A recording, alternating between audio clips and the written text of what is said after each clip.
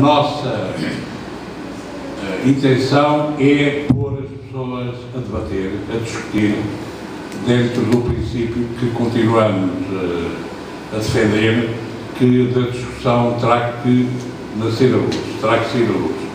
Estamos convencidos que com o debate havemos de encontrar um caminho para ajudar a resolver os problemas presentes que temos. E parte dos 25% que votaram neles, como é que vão reagir? Sendo certo, em maior ou menor grau, que uma parte desses 25% votaram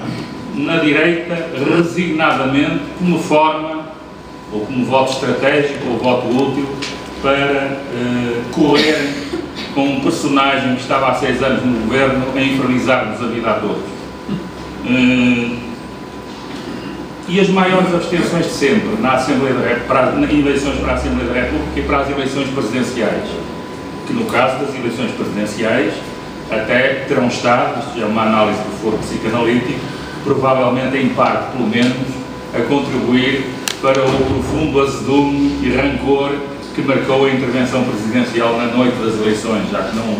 vai ficar para a história com esse label. É o Presidente da República Portuguesa até hoje que foi eleito com a maior abstenção de sempre e com a mais baixa votação de sempre na democracia portuguesa.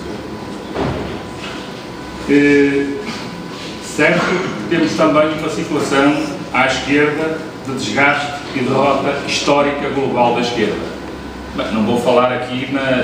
nos contentamentos presunçosos, unilaterais deste ou daquele partido que aguentou mais ou menos, o que é positivo, e resistiu com o seu eleitorado. Globalmente a esquerda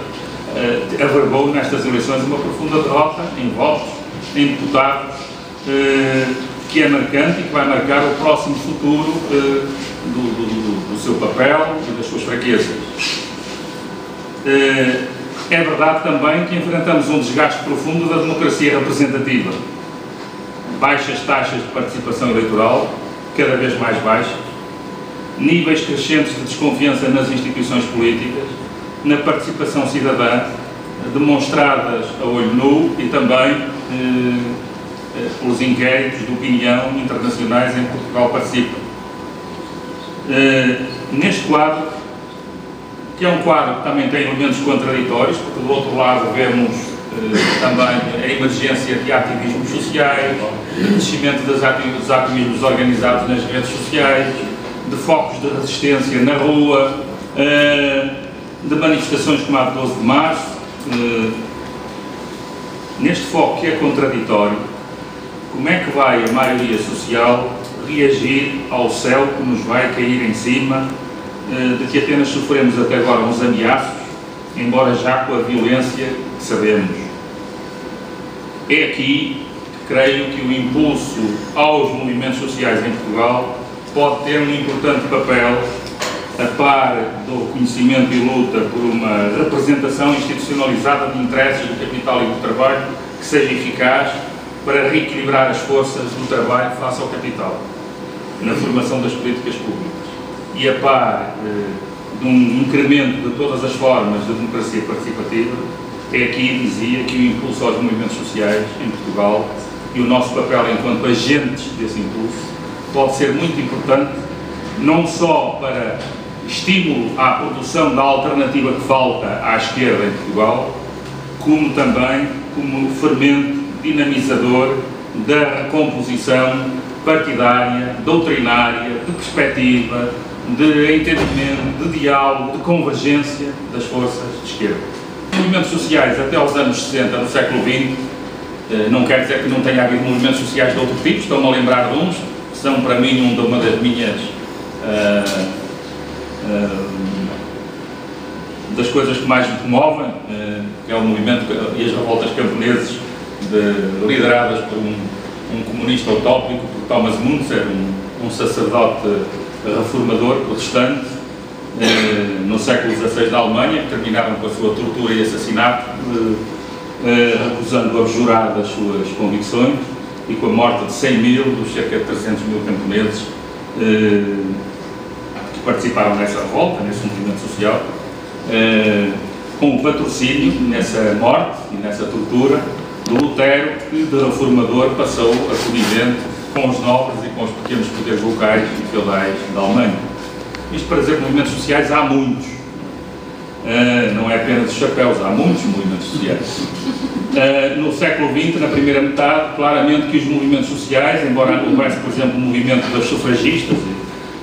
mas o movimento dominante foi claramente, quando se falava em movimento social, era um movimento social em torno das questões do trabalho, a relação capital-trabalho e o conflito direto capital-trabalho estava no centro dos movimentos sociais. E esteve também no centro da formação dos Estados Sociais do pós-guerra, que só chegaram a Portugal 30 anos depois de 25 de Abril, não é? E isto às vezes conduz-nos a algum enviesamento, desculpe, tenho aqui a derivação, a gente às vezes quando fala cá nas teorias da liquidação do compromisso social e do Estado Social, esquece sempre, por exemplo, que quando falamos em gerações à rasca, gerações à rasca em Portugal não é exatamente o mesmo que gerações à rasca nos países nórdicos, menos, ou na Alemanha, mais.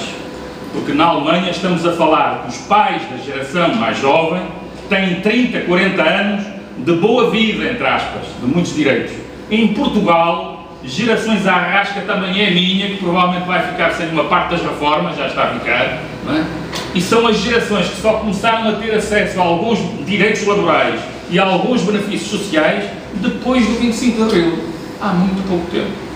Há uma maioria social em potência,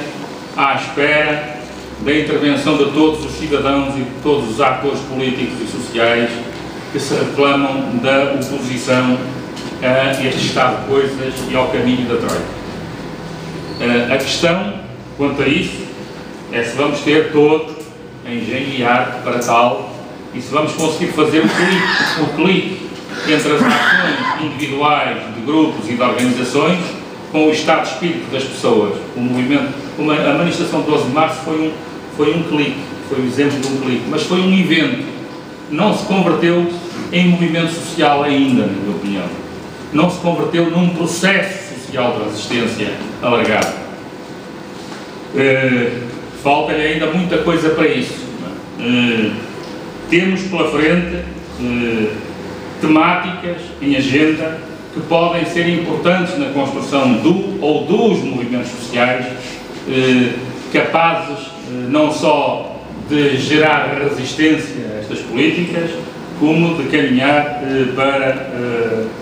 de ajudar à criação do contexto favorável à produção de alternativas.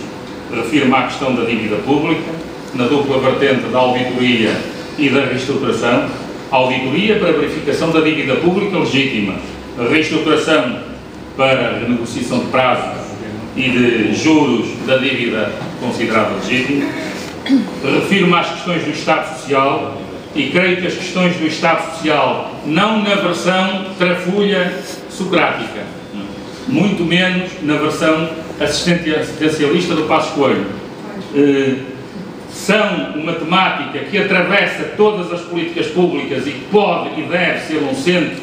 produtor da reflexão quanto ao modo como vamos agrupar forças num grande movimento social, não só de resistência, mas produtor de alternativas e de propostas alternativas para a sua sustentação futura. E creio que são estes movimentos sociais que precisamos, que estão no nosso horizonte como possibilidade, como potência, a partir desta multidão de comuns que somos, que pode justificar termos sinais de esperança e acreditarmos no ativismo social nos próximos tempos, como forma, na sua expressão política, como movimentos sociais que aspiram e ambicionam a interferir nos processos políticos, de contribuírem para a construção da alternativa e para o debate que também é preciso fazer sobre a alternativa política e as políticas alternativas para este país. Porque aquilo que, em larga medida, matou as esquerdas também nestas eleições é que não tinham, e não sei se podiam ter, isso não depende só da vontade própria, um discurso de esperança. Para isso, era preciso que fossem portadores já de uma alternativa política em que os portugueses acreditassem que era possível, ou seja, que a esquerda, se fosse para o governo, faria diferente e faria melhor. Isso não está provado e os portugueses ainda não têm, temos que lhes fazer justiça, porque não são burros, ainda não têm razões para acreditar nisso.